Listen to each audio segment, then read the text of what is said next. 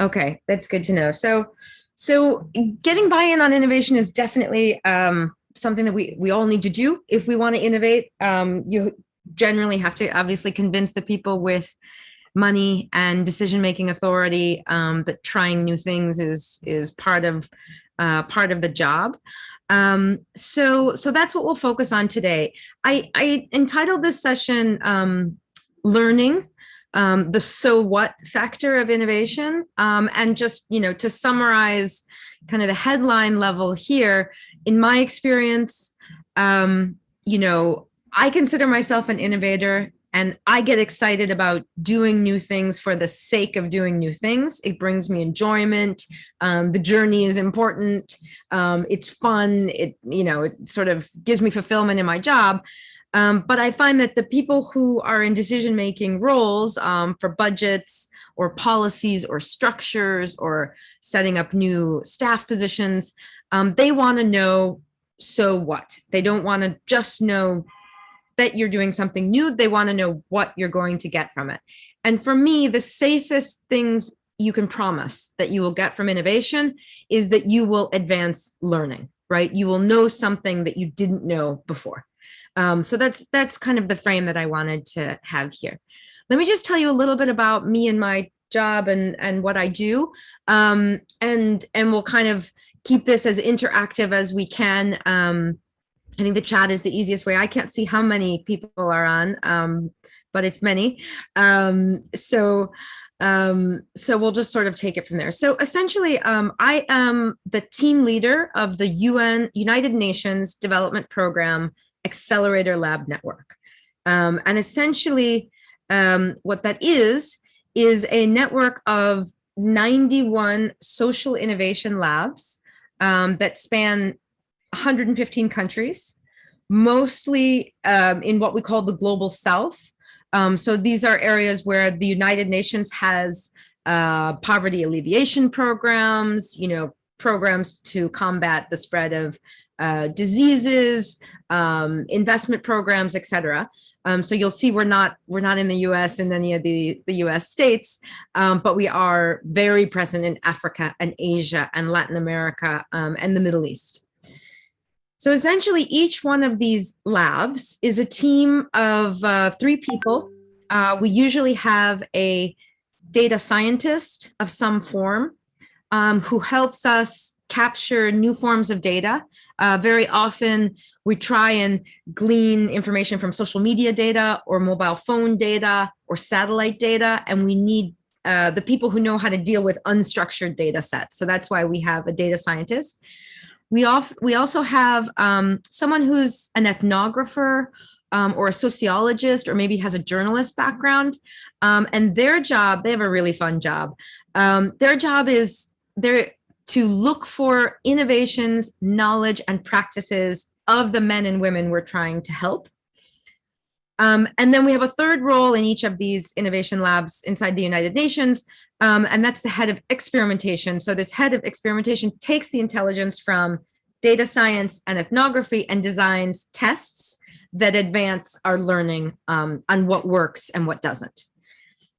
So that's basically the spread. These labs are embedded inside the United Nations Development Program, which is a large United Nations agency. It's 17,000 people. We have about a $5 billion a year budget. We operate in 170 countries. So it's a big bureaucracy. And essentially what we've done is we've embedded these innovation teams in these 91 countries to help the organization advance its mission, right? Which is keeping people out of poverty, providing clean and affordable energy. This is becoming more and more of an issue because even places that have electricity are experiencing cuts. Maybe some of you out in are also seeing this. Certainly those who are close to Ukraine are feeling it. But all over the world, there are energy cuts that we're seeing all over the place. So we've got a very wide mandate. Part of it's about gender equality. Part of it's what we call governance, which means institutional support for Ministry of Justice, Ministries of Interior. That's what we operate in around the world. So this is why I don't know any of the U.S. acronyms, because even though I am American, I've never worked in the public sector in the U.S. So I'm a little bit in my own headspace there. But just giving you that background, sort of where I'm coming from. So essentially, our theory of change, and this is where I want to hear a little bit from you. So our theory of change, what happened was, basically, we started to see that the change on the outside of our organization was faster than the change on the inside of the organization. And this is never a good sign. um, so essentially, we have floods, we have droughts, we have people who can't find work in rural areas coming to urban areas. We have the rise of violence extremism. We have all these emerging factors. We have enormous opportunity, of course, from, technology and, sort of new economic opportunities. But the pace of change is just so fast. Our organization wasn't digitally savvy enough. It wasn't close enough to the people we try and serve. We weren't learning enough from them, which is why we set up this network of social innovation teams inside the organization. So the idea was, we hired a bunch of people. It's about 300 people globally inside our organization. They're mostly new to the organization. So they fight a lot of, resistance battles sometimes with the core business. But their intention is to accelerate learning. So help us learn how, what works and what doesn't in reducing poverty, in Africa, or ensuring energy access, or ensuring gender equality in primary school, in secondary school, et cetera. Tell us actually what works, and to test out new ways of doing things. And all of this learning is meant to help us adapt to this change, the pace of change, which we saw increasing. Our overall kind of goal is to achieve what are called the Sustainable Development Goals. These are sort of promises of all the governments of the world, including ours, on kind of results-based targets that they will reach by 2030. Before the pandemic, things were sort of moving in the right direction, but too slowly. The pandemic threw everything very off course. So we're seeing global poverty rising for the first time in 25 years. But the important thing is, these are an accountability measure. They are promises from governments, and so our main mission is to help achieve those sustainable development goals. They have a whole list of 169 targets and 227 indicators to measure progress on them. So it's kind of it's like a big results framework for the world, essentially. So what I wanted to kind of hear from you a little bit is, our mission was to create not just a network of social innovation labs, but to create a learning network. And what I wanted to know from you is, where do you find new knowledge to advance your organization's goals, or the mission of your department or unit or team? How do you and your teams collectively learn? So if you want to give that some thought, or just pop some ideas in the chat, we can get a sense of sort of how you learn. Lots of trainings, Martin, that we go throughout the year. That is definitely the case. We have Chandra says we've got an informal network of change agents. We shared information, have a book club. What a brilliant idea. I love that. National conferences, reading blogs to hear about new tools. Hopefully also writing blogs to share what you're learning. Looking at what's working in the private sector. Yes, we do that too. Training, peer reviews of other jurisdictions give us a lot of ideas. Conferences. Yes, the public impacted communities. Brilliant, Trace. State priorities and collaboration with federal grantees. Requesting and analyzing specific data to better understand what the needs are and where. And what I'm wondering about, as you use these different learning methods, do you feel like it's easy? I mean, have you had successes in implementing that learning or putting that learning into action?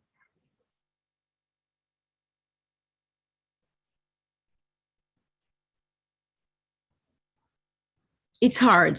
It's hard. It's very hard. I think it's one of those things where sort of if you go to a training or a conference, you can get all fired up about something and come back and you're just learning it too. So it's very hard for you to sort of share that with others. And it's even harder to build that in structurally to what you do because, you know, everyone's already busy. About a 50-50 success rate. I'd say that's really good, Chandra.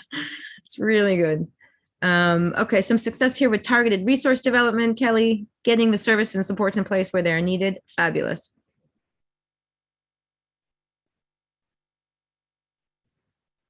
Excellent. Yeah, so I mean, basically what we sort of, the way we pitch it is basically we're trying to say, you know, I know in the 90s it was very popular. This might be, you know, when some of you were very young or even born, but for those of us who were working then, the concept of knowledge management was very popular in the 90s. And the idea was if you document knowledge and make it accessible, then people can apply the best practices that have been learned from one place to another. And what we find essentially is that in this moment of planetary crisis, you know, whether you feel it through inflation or energy cuts or, you know, the inability to re-gear the economy towards greener growth, or the way that, you know, the rich keep getting richer and the poor, the divide with the poor gets bigger, whatever it is, there's not really a lot of best practices that you can copy paste from one place to another.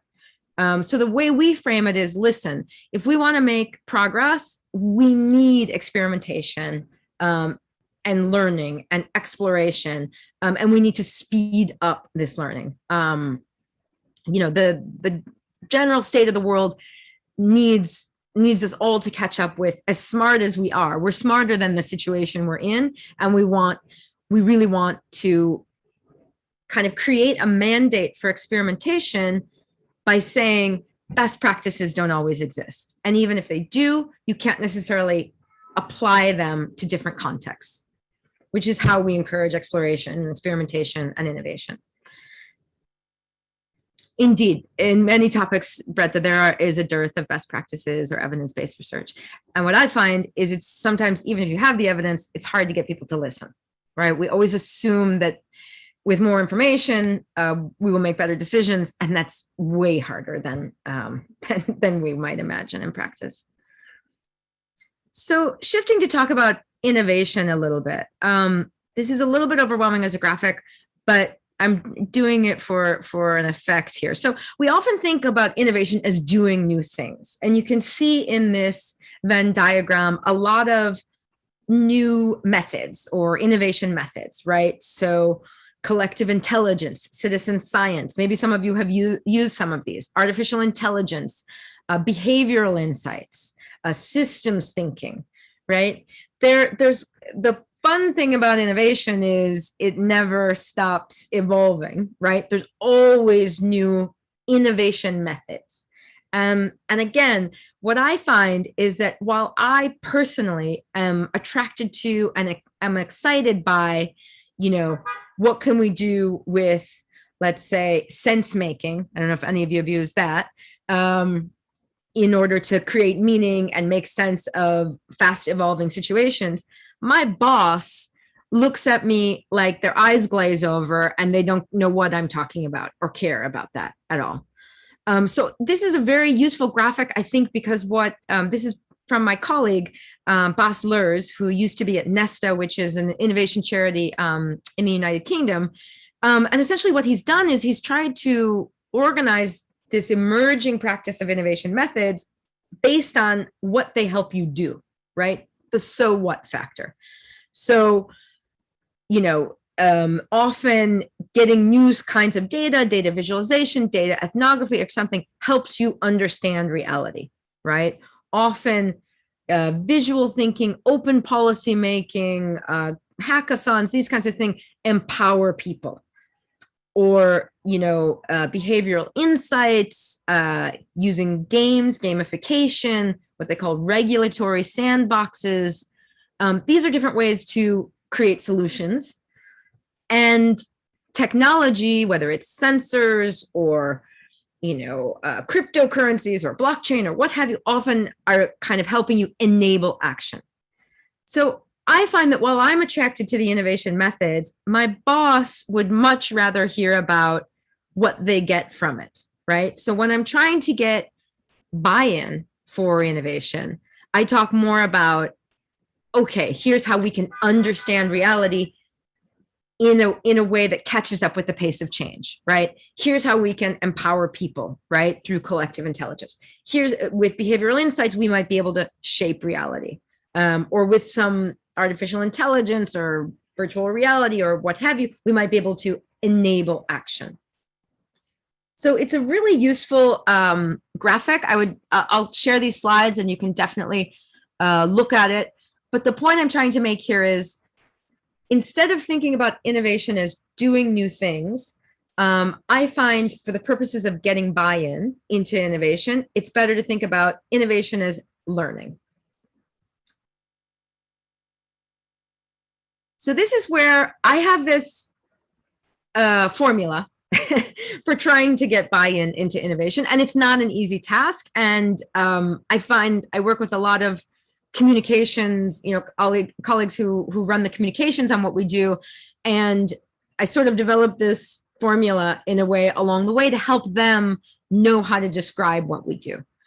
So essentially, the formula is this. You sort of say, okay, I want to test out, and then you describe some new way of working. Maybe it's artificial intelligence, maybe it's behavioral science. So I want to test this out in order to enable action, understand reality, create solutions, empower people. And then so that we can learn what works and what doesn't. And you can make these as specific as you need to. So I want to test out this new way of working to create this new value on a problem we have so that we can learn something, is kind of the basic formula. So an example of this would be, I want to test out behavioral science. You go to your boss and you say, I want to test out behavioral science in order to understand why people don't pay their taxes on time, so that we can learn which interventions would work best, which interventions actually should we scale. This is one way of thinking about it. And again, you can choose your own adventure here, and not all problems can be solved with behavioral science, but the point I'm trying to make is, I find it's better to get buy-in on innovation if you talk about, yes, the new thing you want to do, so that you can understand this, that, or whatever, in order to then be able to take action at scale. So we'll play a little more music here, and try this out. Take a piece of paper, and if you've got an innovation that you're trying to get buy-in on right now, try applying this formula. And I've included this Venn diagram, a simplified version of the Venn diagram, just as a cheat sheet.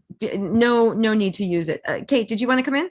I just wanted to ask a quick question before we pop the music back on. Sure. One, this is fantastic. At some point, I'd be curious to hear how you came up with it. It looks trial and error, an error. And then the second was, as people go to write it down, you said if there's an innovation that you're working to try, does it have to? I think sometimes the innovation people maybe think is a new technology, but can it be just like, I want to talk to the call center to better understand users so that we can, Absolutely. Okay, great. Yeah, any new way of working does not need to be technology. Definitely innovation is way more than technology. I think often we lump it into that. But yeah, so take a piece of paper and just try this, because it's sort of, if you want to get buy-in on an innovation or a new way of working, give this a shot. This is, by the way, an experiment. So this is the first time I've done this with a group. So you all can let me know if it works. And I will play you some music. So you can have that in the background while you think.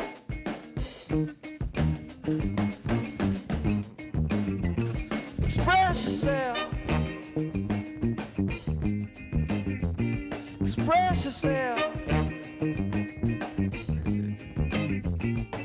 You don't never need help from nobody else. All you yourself. Whatever you do, do it good. Whatever you do, Lord, Lord, do it good. All right. It's not what you look like when you're doing what you're doing. It's what you're doing when you're doing what you look like you're doing. Express yourself. Express yourself. They're doing it on the moon, y'all. In the jungle too. Everybody on the floor now, jumping like a kangaroo. So let the horn do the do they do, y'all.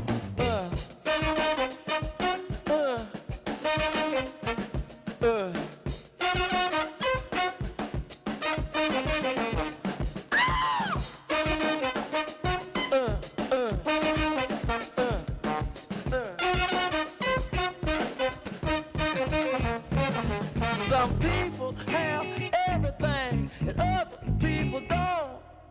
But everything don't mean a thing if it ain't the thing you want. Express yourself. Express yourself. Oh, do it. Oh, do it.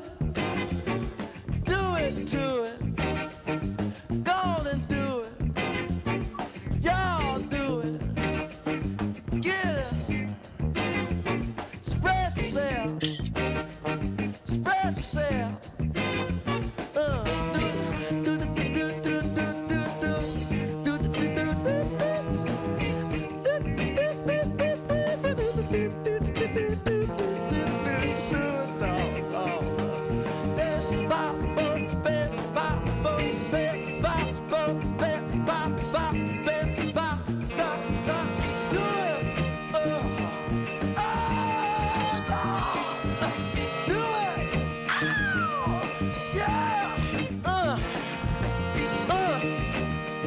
Spread yourself, spread yourself, spread yourself, spread yourself, spread yourself, spread yourself, spread, spread,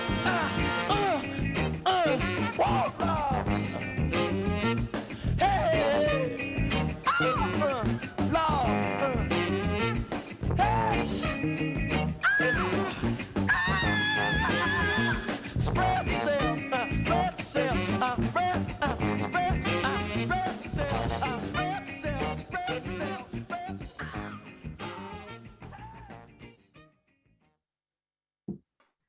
All right. By the way, this use of music is something that we do with our lab network all the time.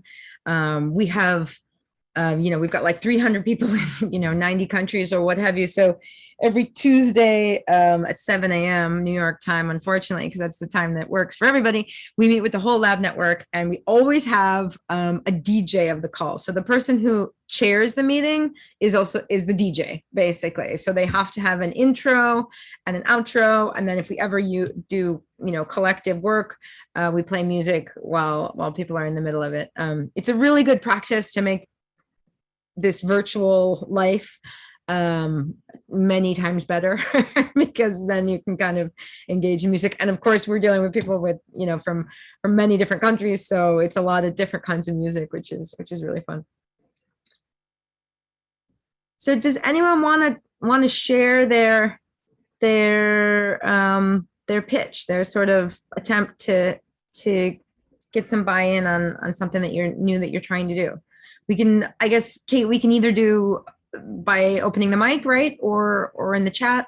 Yeah, I think we can ask folks to toss what they have in the chat or what they were working on, and see what comes in. I'm going to add in one that I heard from a user interview 2 weeks ago.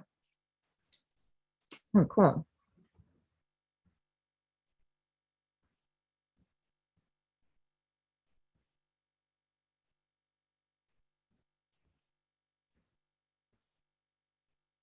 Ooh, it's going to be a lot at once. Okay. So Chandra, I want to test out using fundamental maps or mapping operations to visualize what our department does so we can learn how to align performance and focus on how we add value to our customers. Fantastic. Fantastic. So Kate, this is the one that you mentioned. From a user interview, I want to test out talking to people who handle claims in the call center in order to understand the problems that state residents have when they fill out our online form so we can see what's working and what's not. Exactly. Yeah, talking to people at the front line is critical, really, really critical. And especially if something that this new way of working, that you're trying to do, I find the best thing to do is start small, but depending on the level of permission you have to do things differently, you probably need to kind of build confidence in that new way of working, even if you're testing it out on a very small basis.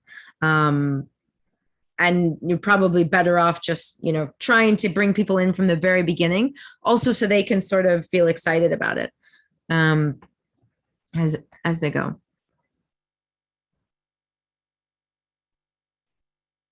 Anyone else want to share theirs? Share their pitch, give feedback on it. They will not be graded. No, it's really more of an art than a science. I'm making it look like it's a science with this like fancy math here, but it's definitely, it's not easy. It's not as easy as it looks. It's one of those things that looks like it's really simple, but it's not.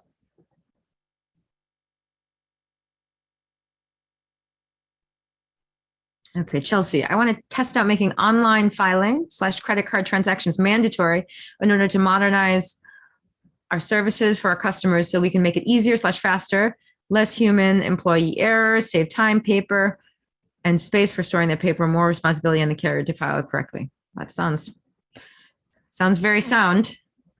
Leslie, I want to test out developing a centralized intake system for our office in order to manage project requests, capacity. Oops, now I lost it. And visibility so we can learn how to measure impact and improve customer service.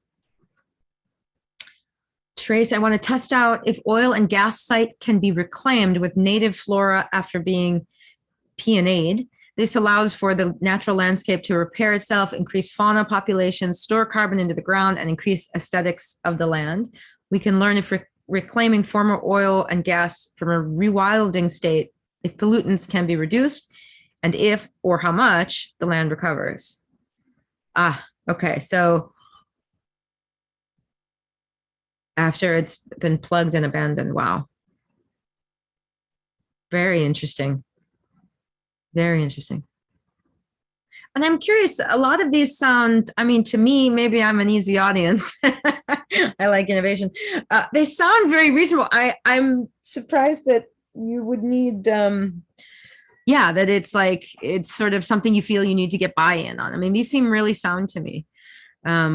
Anything you're talking about reducing costs or achieving targets more, or,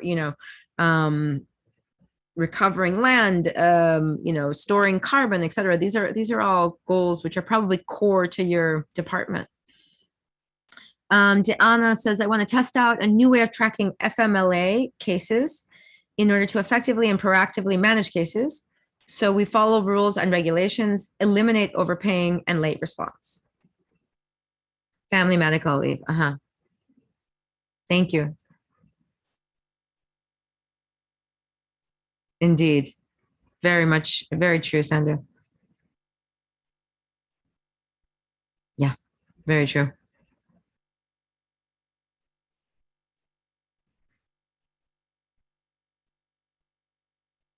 And the question is always, I think, how, so in my experience, you need enough buy-in to get started, right? if it's a small scale experiment, right? Sometimes it's hard to do small scale experiments with centralized, if you want to do centralized databasing and things like that, you can do some kind of prototype or what have you, but you might need some budget right up front. But in my experience, you're best off starting small.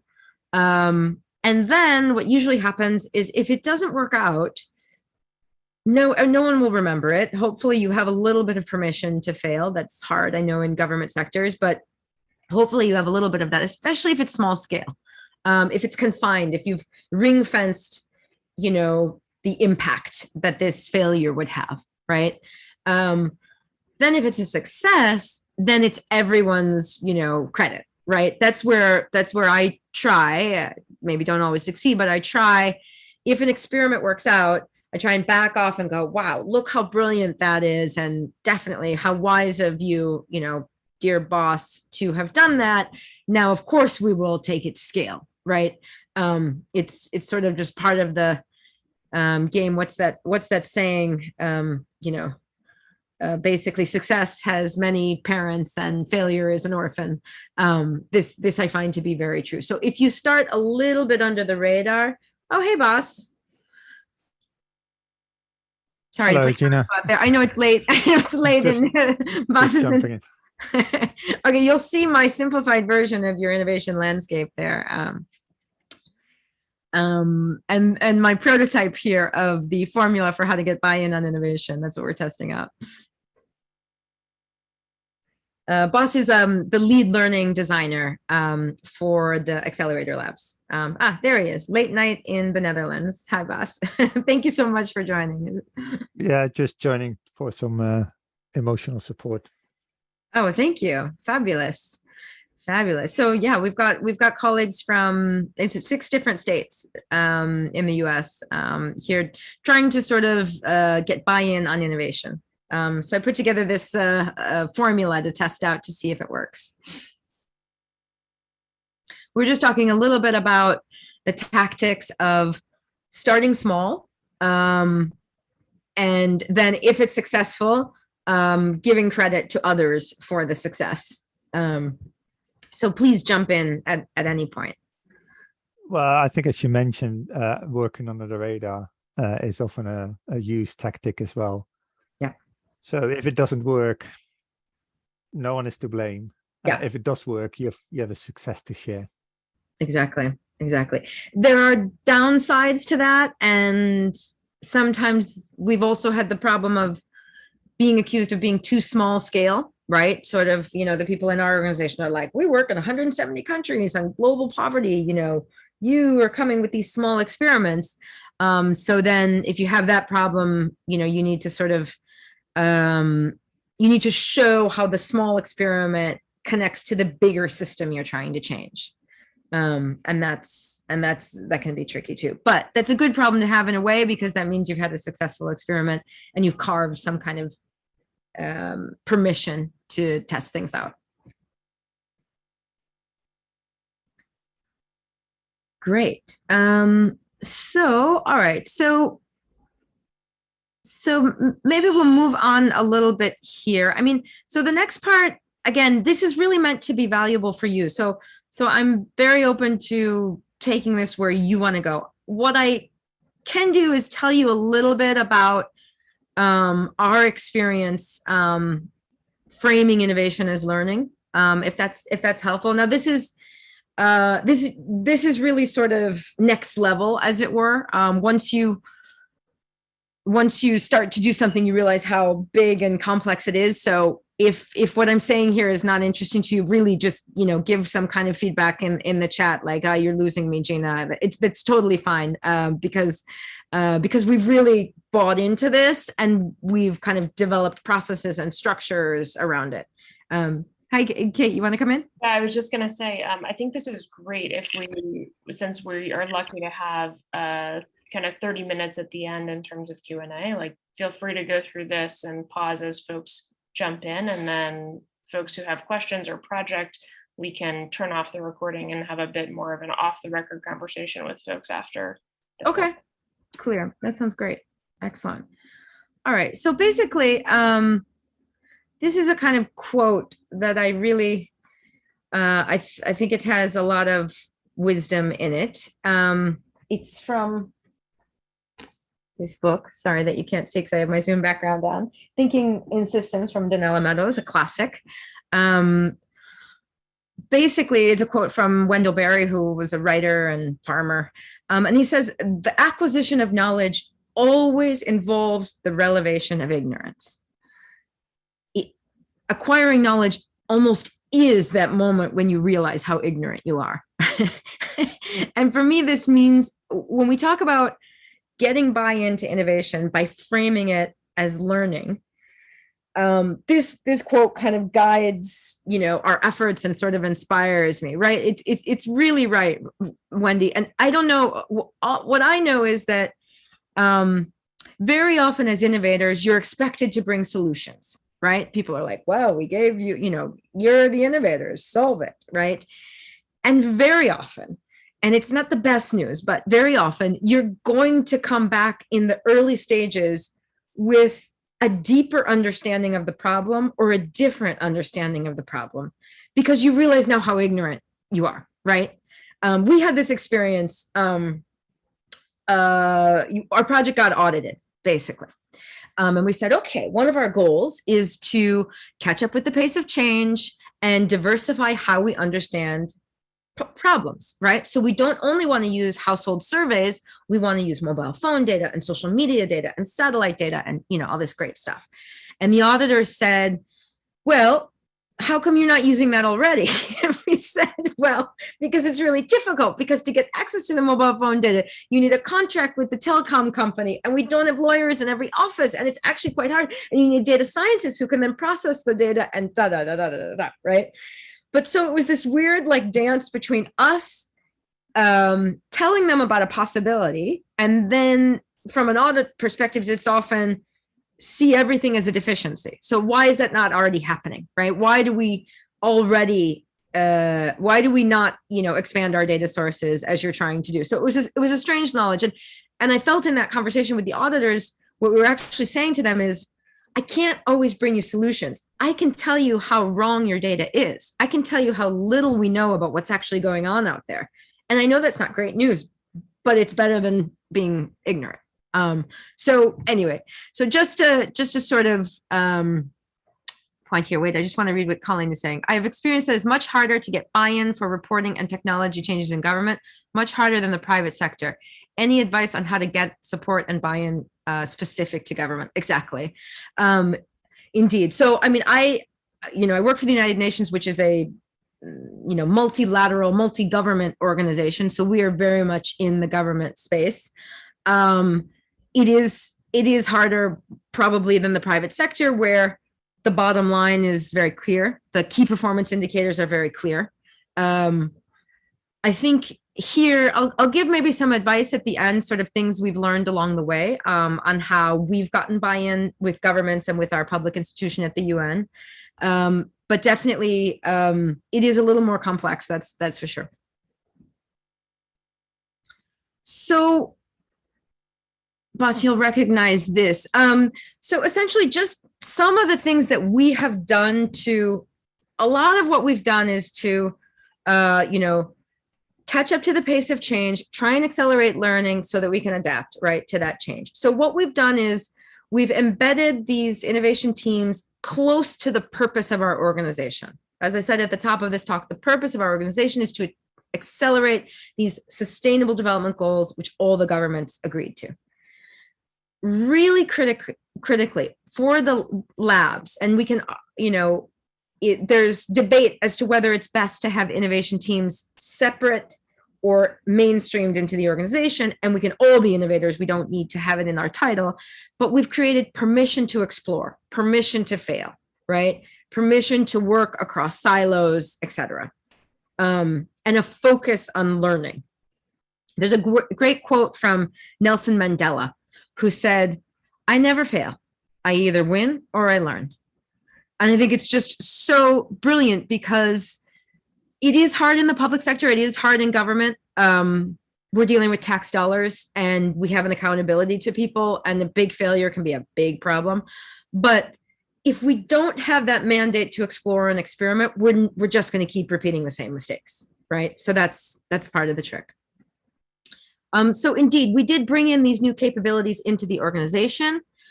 We provided them with little budgets. They're not big budgets, but it's just enough for them to start something off. And then we connect them, much like you are connected here in this network, in a network. And we put a lot of, we're calling it here infrastructure, because we really do put a lot of time and effort into staying connected with people in whatever form we can. On WhatsApp, like I said, we meet with everybody every Tuesday. Not everybody has to come every Tuesday, but we're there every Tuesday talking to them. We get quite serious about keeping the network alive and keeping the network useful to itself, and showing the network to itself. And that's a big, big part of it, because as Boss always tells me and teaches me, this innovation it's emotional work, it's draining work. There's going to be failures, and you need that network. You need people who can just go too quickly and be like, hey, does anybody know how to do this? Have you ever done this? Can I copy it? You know, I need to move fast here. We have a colleague at the University College London who always says, Jeff Mulgan, who always says, you know, we always think of innovators as people who create things. Actually, good innovators also know how to copy very well. So that's also sort of part of it and what you can use the network for.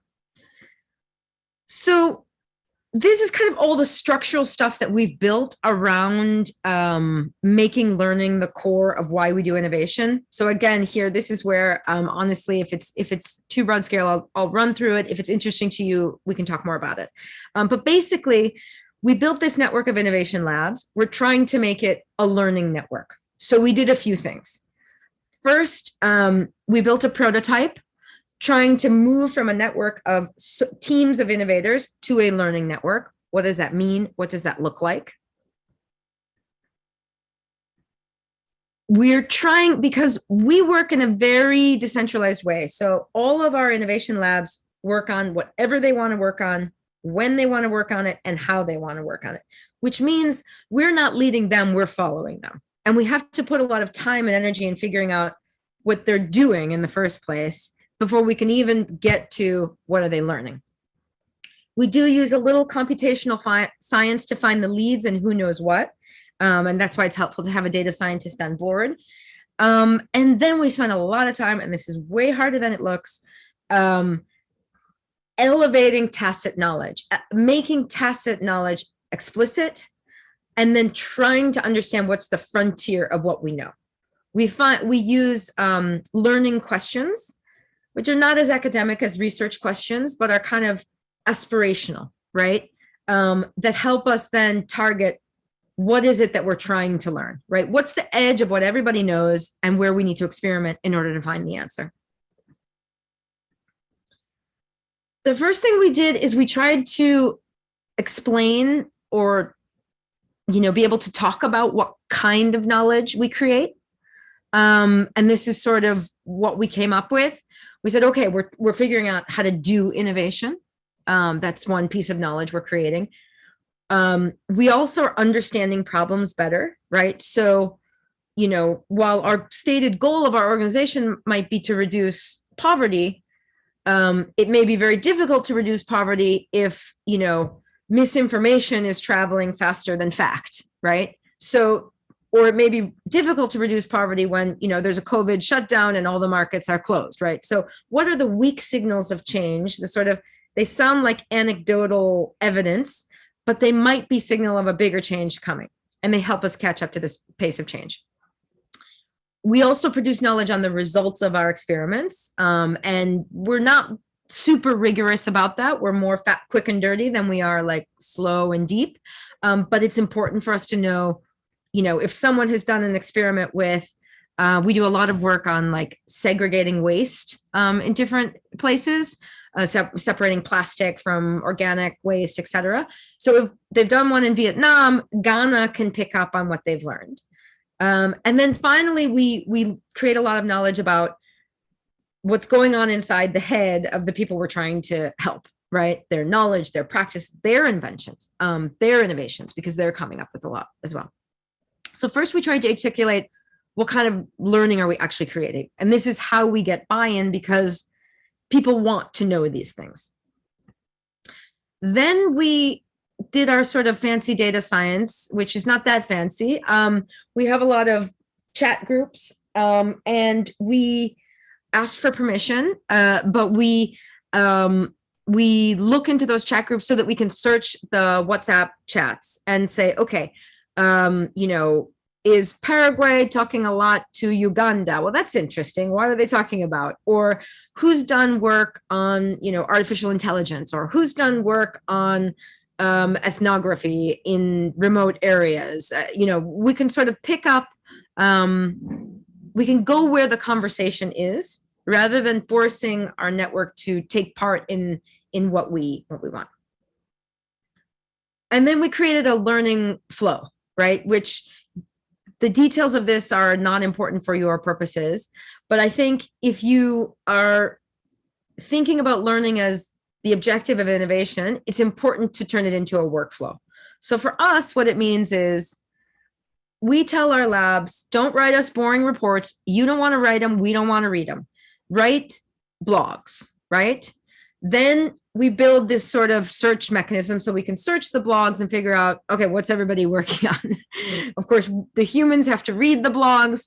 And from those blogs, we define learning questions, which we think are at the edge of knowledge of what everybody knows. We do a little bit of trying to connect to academic work to understand what, you know, empirical science knows, but more so it's practically what do we not know and what should we focus on?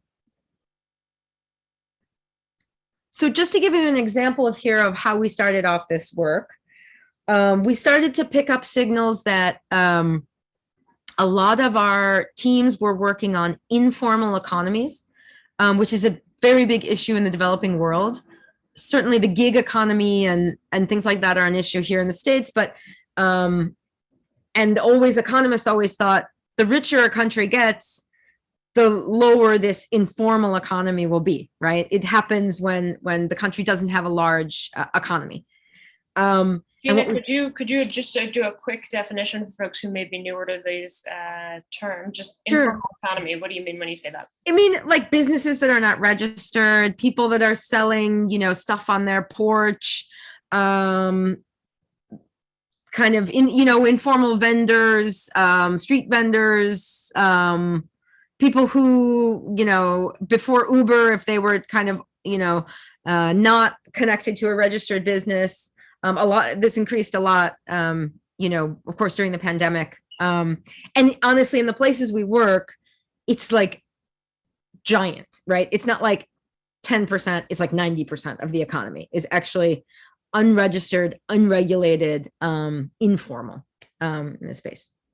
So we started to have this hunch that like, wait a minute, this is everywhere. This is not a small thing.